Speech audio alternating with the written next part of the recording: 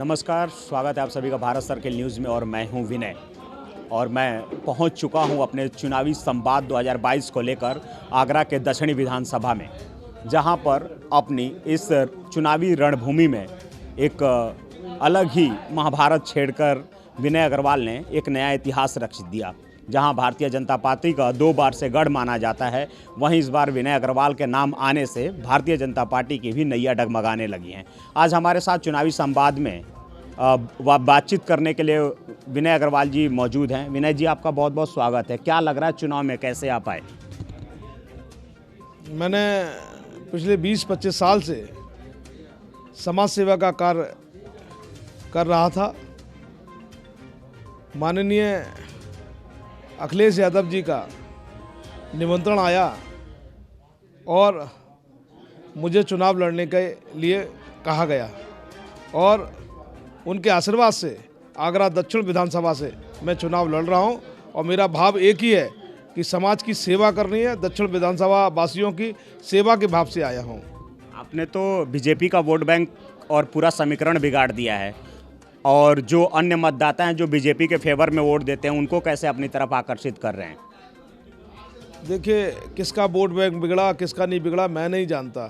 जनता हमेशा अच्छे व्यक्ति को चाहती है कि अच्छा व्यक्ति सामने आए। यदि जनता का प्यार है तो समीकरण तो बिगड़ेंगे, अच्छे व्यक्ति की तरफ जाएंगे। ये सामाजिक सरोकार भी आपका बहुत रहा है। आप आगरा में समाज सेवा संस्थाओं के साथ जुड़े, और क्या देख रहे हैं, क्या सामाजिक संस्थाएं भी आपके पक्ष में आकर मतदान करने के लिए जागरूक हो रही हैं?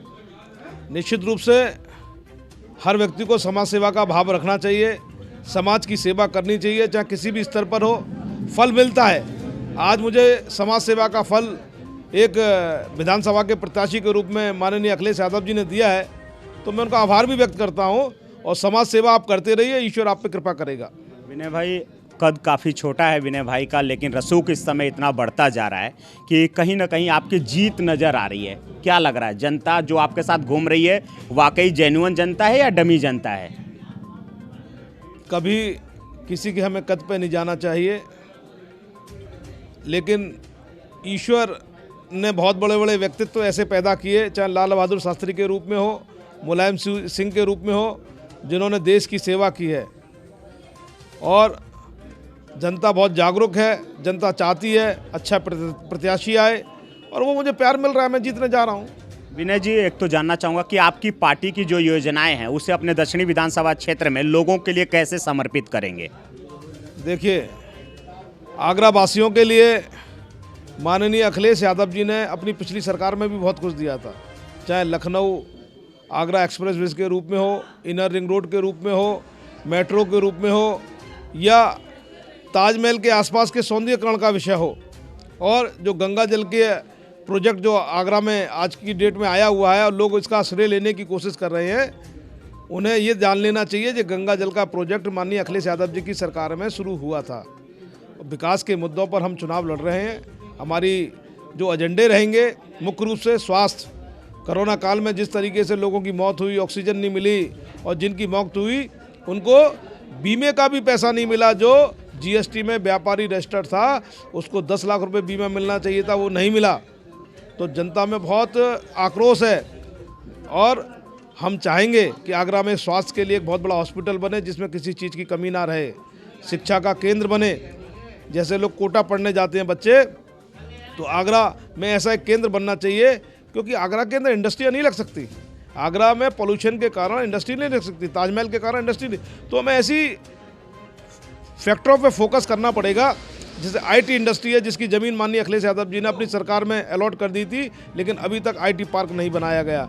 आईटी पार्क बनने से आगरा के लोगों को रोज़गार मिलेगा, उत्तर प्रदेश के लोगों को रोज़गार मिलेगा, आय भी बढ़ेगी। ऐसे अनेक काम हैं। एक फुटवियर इंडस्ट्री है, हम चाहते हैं फुटवियर इंडस्ट्री को भी डेवलपमेंट होना चाहिए, न्यू टेक्नोलॉजी के आधार पर होना चाहिए, इंटरनेशनल टेक्नोलॉजी के आधार पर होना चाहिए।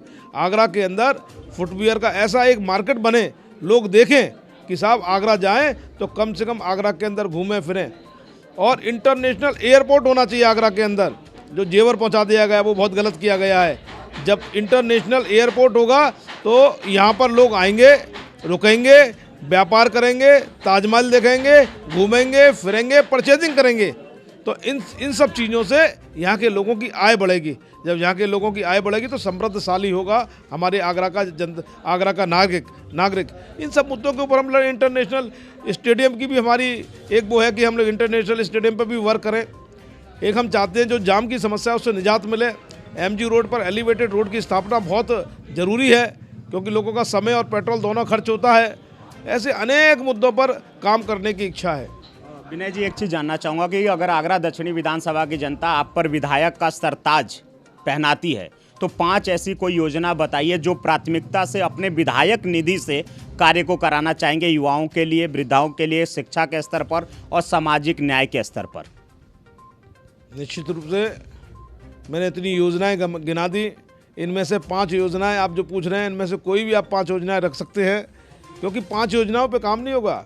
यदि ज़रूरत किसी भी चीज़ की है हमें उस चीज़ पे ध्यान देना पड़ेगा और हर योजना हमारे लिए प्राथमिकता के आधार पर है। चलिए, बहुत बहुत धन्यवाद आपका हमारे साथ बातचीत करने के लिए। बहरहाल अब तो यही देखना होगा कि 10 फरवरी को मतदान में जनता जो है अपने उंगलियों को दर्द किसके बटन को दबा कर देती है। साइकिल की सवारी में जाएगी, कमल के फूलों के साथ में अपना सुगंध लेगी, या फिर हाथी के साथ सवारी करना चाहेगी, या फिर अन्य किसी दल को समर्थन देकर अपना जातिगत समीकरण बनाना चाहेगी। भारत सर्किल न्यूज़ के लिए गौरव के साथ विनय सिंह की विशेष रिपोर्ट।